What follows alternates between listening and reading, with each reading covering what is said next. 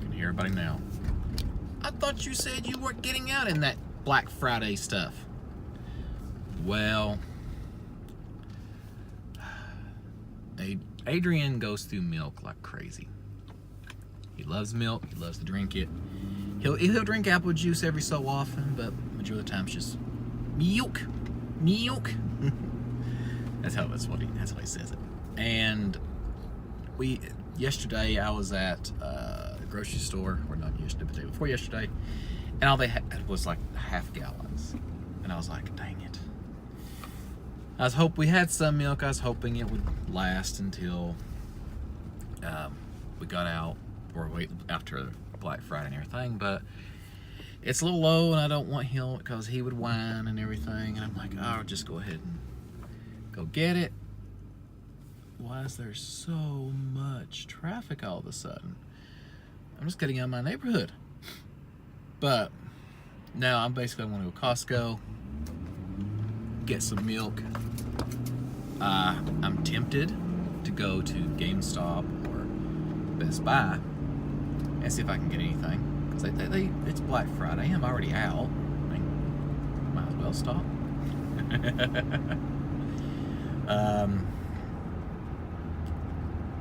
Yeah, but I'm not sure if I want to fight with those crowds. No, my only saving grace, I guess you could call it, is that I would be, I know all the back roads. So people that don't know the back roads will be on the main roads. Yes, that's very technical language there. But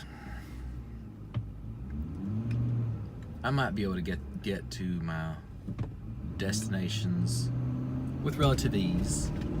I just have to make sure that I avoid certain areas.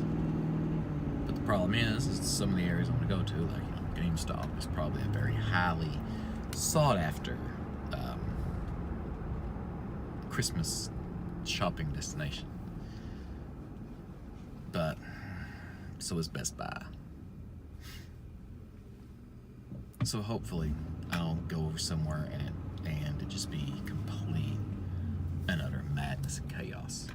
But it is 5 o'clock when I'm going out, so I'm not going out this is not morning sunlight. This is like almost sunset. The sun sets in like 23 minutes. So I'm not in any way, shape, or form going out at the beginning when all the madness initially started. But it'd be good to finally get a few things. Not finally get a few things. That was kind of the wrong thing. It'd be good that I'm waited so long. Hopefully all the initial crowds are already gone. I don't have to deal with everybody going, oh my God, we gotta get here. This place has this for $10 more off than this place. I don't care. All I want is 2 gallons of milk, and I'll be happy if that's all I can find. I do want Skyrim on the Switch, though. Oh, even though I have Skyrim on the 360 and on the PC, I like the idea of being able to have Skyrim like this. That idea is just awesome. A portable Skyrim. That's one of the things I love about the Switch. It is just something I can hold in my hand, take with me, and just take it wherever I want. So, I love the concept of the Switch. I love the execution. Battery life's a little, but I can forget that. But I'll let you know how the madness goes.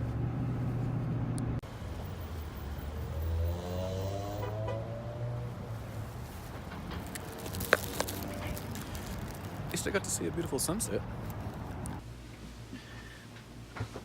I must be asking for a headache because I got out on Black Friday. Granted, it was later, like I said in my video earlier, but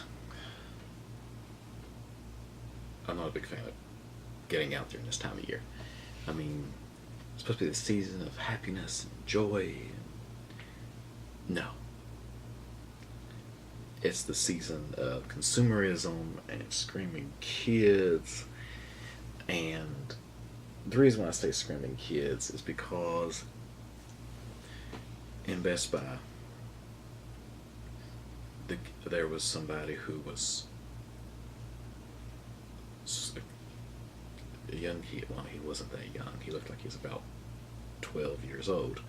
I wouldn't say a teenager, but he looked pretty close. And just in there, like he was old enough to realize what he was doing was embarrassing to him, but he was still he was still doing it. And basically, he wanted a certain color controller for the PS4. No, sorry, Xbox One. And it wasn't the color, it was the Elite. The Elite is like $100 some dollars. Well, the thing is that they were buying him an Xbox One S also, which at Best Buy was on sale for like $180. And they're like, I could hear the dad was just looking at him like, you want me to buy a controller that's the same, almost the same price as the console? And his mom was just like, no, if you want a second controller, you can ask for that for your birthday. If you want that controller, you can ask for it for your birthday. If you want this controller, we'll get that one. But I was like, kid, they're trying to be reasonable. They're going to buy you a second controller. It's just not going to be the Elite. And oh man, I mean, it started out, he was like, oh, but this is blah blah blah. This has blah blah blah blah. And the dad eventually just looked and goes, I don't care what it has. And the boys kind of stopped second and started back. And the dad had the Xbox in his hand, the Xbox One S. And he said, let's just put this back, we'll come back later.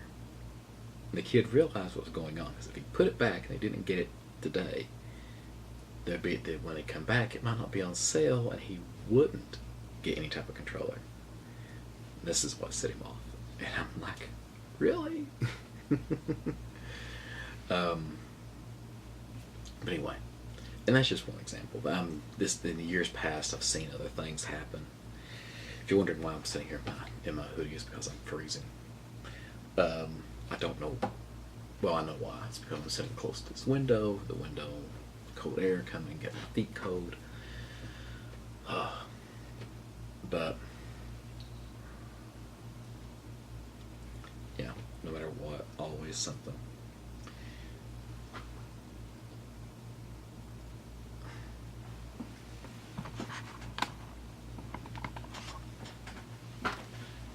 Let me show you what my corgi just did. Like, can you see her?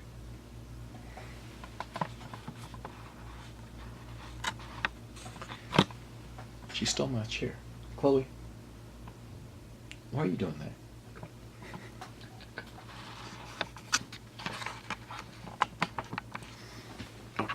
Shoot.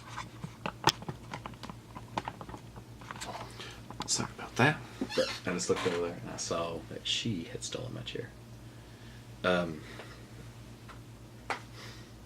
I don't know, just the consumerism this time of year and the way people treat each other.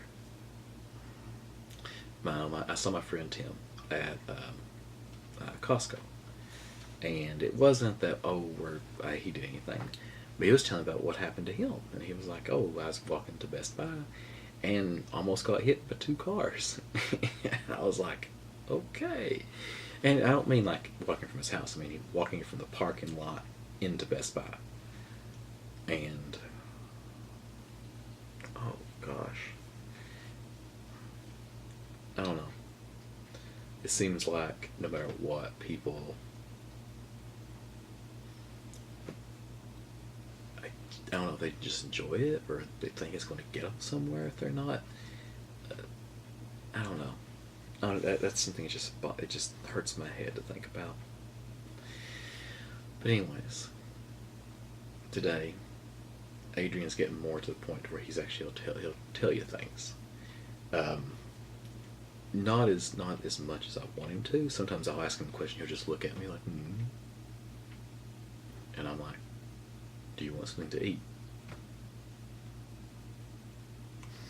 And it's like, answer my question. It's yes or no. That's all I'm asking. It's not a trick question. And he just stares at me. And it got to the point now where I'm like, if you don't answer me, you're going to timeout. I said, do you want anything to eat? And if he just stares at me, I'm like, go sit on the couch. And TV's off, no iPads, no nothing. And he has to sit there. But I don't understand. It's like, I don't understand. It's just like, why not just say, say yes or no? And this thing he's starting to do this the past really 1 or 2 weeks. And before I'd be like, are you hungry? He'd be like, and he'd like, do you want some pancakes or something? He'd go, mm-mm. He'd actually say no. Now it's just, well, he doesn't make that fight, but he kind of just looks at me like, I don't know. It's one of those other. It's just maybe every kid does this. I don't know, but I don't know if he thinks it's funny. I don't know if he's actually thinking, am I hungry? Do I want something to eat? But when he does it for a very long time, kind of the joys of being a parent. So yeah, I mean, I've worked for places to where you're talking to somebody and